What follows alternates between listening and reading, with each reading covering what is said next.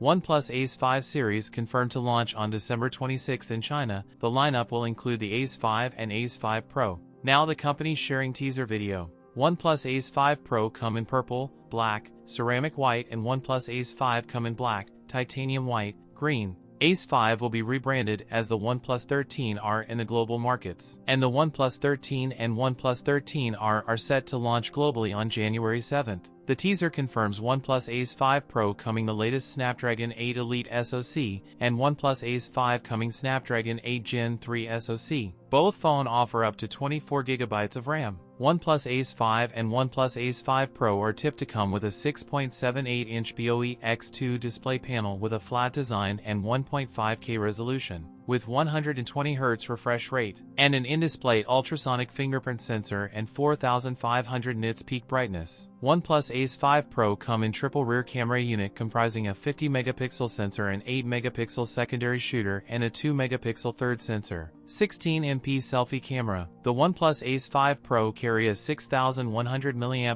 battery with 100W charging support. That's it for today's video. If you enjoyed it, don't forget to like, comment, and subscribe for more content. Thanks for watching, and I'll see you in the next one.